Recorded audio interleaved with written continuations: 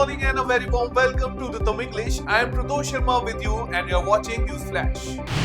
The One Nation One Election Bill and the Union Territories Law Amendment Bill were introduced in the Lok Sabha and sent to JPC after a vote of 269 and 198, marking the first use of e-voting in the new parliament.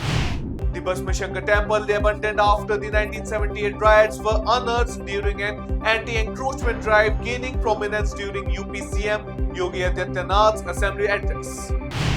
NCP leader Bhujbal expressed disappointment at being excluded from Ajit Pawar's council and denied Rajya Sabha seat, hinting at internal party decisions.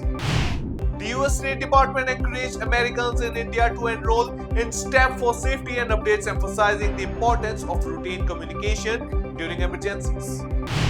Russian parliament passed a law allowing courts to suspend terror groups, ban signaling close ties to Afghanistan's Taliban and Syria's Hayat Tahrir al-Sham.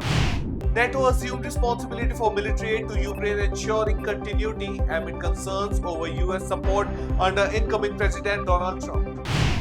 Netanyahu's government faced rebellions from far-right coalition partners during a narrow 59-57 vote for Israel's 2025 austerity budget.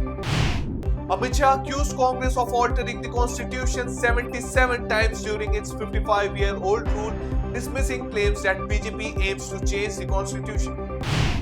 Sri Lanka's new government plans to renegotiate Chinese BRI projects while balancing ties with India, emphasizing a neutral foreign policy. NDP leader Jagmeet Singh criticized Trudeau's handling of rising costs and Trump's tariff threats, joining calls for the Canadian PM to step down. Turkey's Erdogan called for an inclusive administration in Syria and European Union support for Syrian refugee repatriation, emphasizing regional security.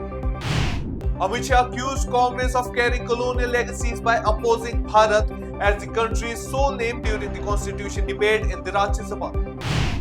Sri Lankan President Desalegn reassured PM Modi that Sri Lankan territory wouldn't threaten India's security amid concerns over Chinese spy vessels at the Hambantota.